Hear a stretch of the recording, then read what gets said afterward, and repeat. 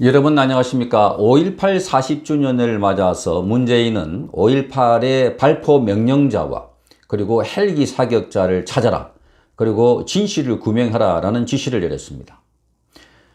마치 자신이 넬슨 만델라가 된 것처럼 그 고백을 하면, 잘못을 고백하고 시인하고 용서를 빌면 용서를 해주겠다 라면서 마치 남아프리카 공화국의 해법인 진실 화해 방식을 제시했습니다.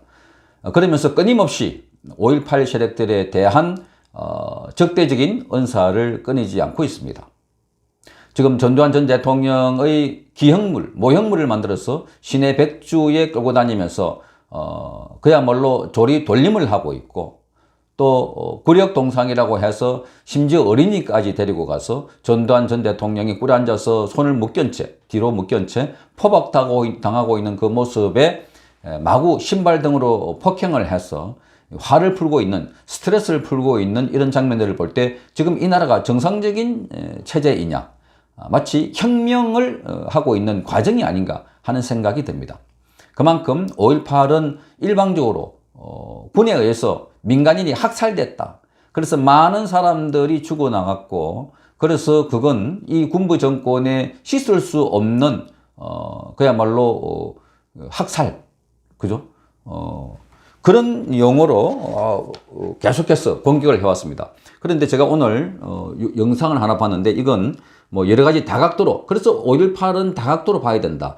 가해자와 피해자, 그리고 5.18은 시위가 일어났던 현장에 대해서 말하자면 진압을 가기 위한 일종의 작전이었는데, 그 작전 가운데서 무고한 시민이 희생된 것은 가슴 아프지만, 그러나 그 학생들이 가만히 있는데, 또는 시민들이 가만히 있는데 군인이 가서 마구 학살하고 사살한 것은 아니다.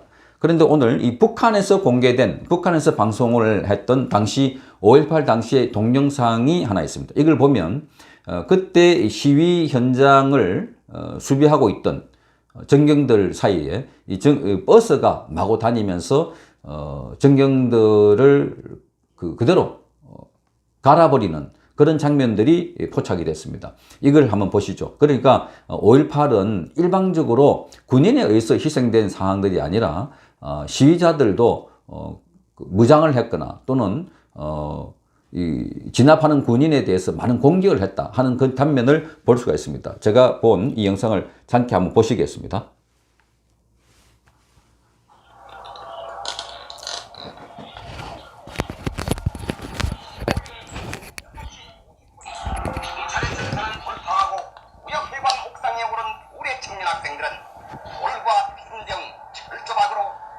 이거 이제 이게 5.18 광주인지는 정확하게 모르겠습니다. 어쨌든 그 시위회 때 저 버스가 나타나고 저 전경들 짝으로 막 공격하고 있는 모습들이 보입니다. 마구 질주하고 있죠, 저렇게. 그러니까 군인들은 수비를 하고 있고, 저 보세요. 지금 전경 3명이 쓰러져 있습니다.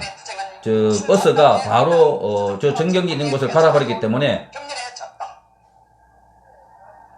전경 3명이 쓰러졌고, 급하게 전경들이 저 동료들을 구출해내고 있는 장면들입니다.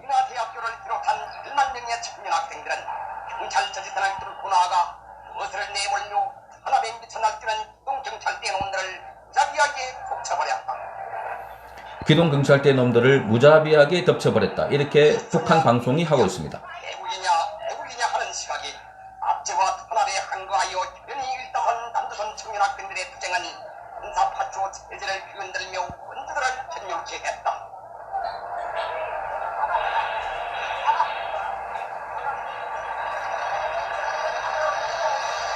지금 버스가 마구 질주하고 있어서 앞에 있는 목표물을 향해서 달리고 있는 장면입니다.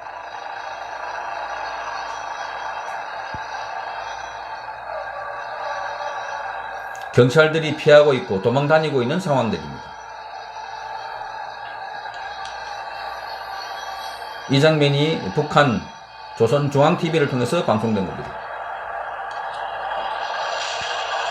그대로 충돌해버리는군요.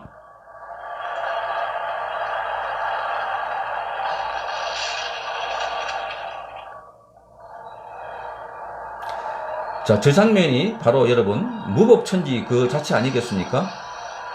저걸 그냥 경찰이 지켜보기에는 이미 경찰력으로서는 한계가 있는, 그죠? 버스를 가지고 경찰들을 갈아버리는, 그래서 3명이 지금 희생된 그런 현장을 보고 있고, 이런 장면들을 저 보십시오. 마구 부수고 깨고 이런 현장들이 5.18 때 나타났던 현장들이다. 전경들은 도망가기 바쁘다. 저렇게, 자, 대강 이런 화면을 보시면, 이런 화면들을 보시면 그때 당시에 5.18 상황이 얼마나 무질서했고 또 폭력과 이런 것들이 난무하지 않았느냐. 자, 이런 거를 진압하라고 했던 것이 이제 군이었던 것 같고, 그 과정에 다수의 민간인이 희생된 것은 정말 가슴 아프고 비극적인 일은 틀림없습니다.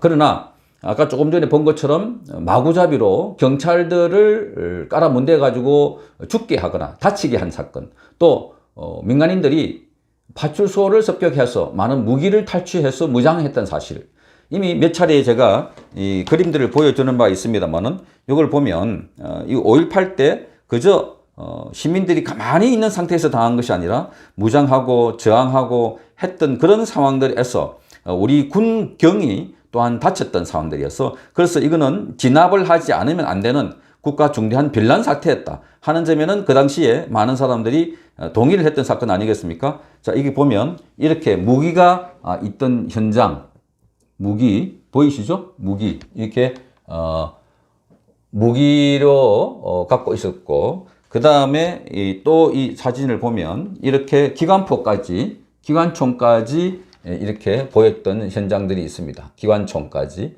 그러니까 이런 상황에서 계엄군과 시민군의 대치여서 사상자가 나는 것은 뭐 피할 수 없는 상황이었다. 그런데 이게 일방적으로 군에 의한 민간인 대학살이다 하는 그 문재인 정권의 이런 프레임은 맞지가 않는 거죠. 그러니까 이렇게 진압할 수밖에 없던 상황. 물론 군이 그래 나섰기 때문에 진압했다고 하나, 보시는 것처럼 수류탄을 대거 갖고 있고, 이거 정말 위험하지 않습니까?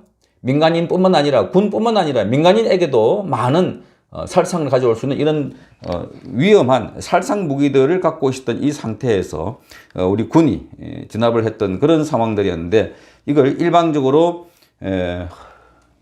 군부에게만 책임을 지우고, 특히 이 사람을 끝까지 응징하라.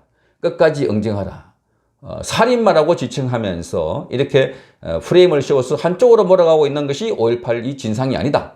5.18 진상은 양쪽 모두를 봐야 하고, 시민군에도 어떤 잘못이 있었는지, 왜 시민군이 무장을 하게 되는지, 또 시민군이 과잉 대응을 하지 않았는지, 이런 부분도 함께 봐야만 제대로 된 5.18을 평가할 수 있을 것이다. 무조건 지나간 과거라고 일방적으로 이 정권이 권력을 잡았다고, 그래서 언론을 장악했다고, 자기들에게 유리한 화면만, 자기들에게 유리한 프레임만 계속 씌워서 그때 당시 상황은 무시하고, 그때 당시의 정황은 깡그리 무시하고 일방적으로 한쪽을 공격하는, 그래서 전두환 전 대통령을 포함한 유신, 군부 뭐 이런 세력들만 보수, 우파 계속해서 때려잡는 것이 아닌가.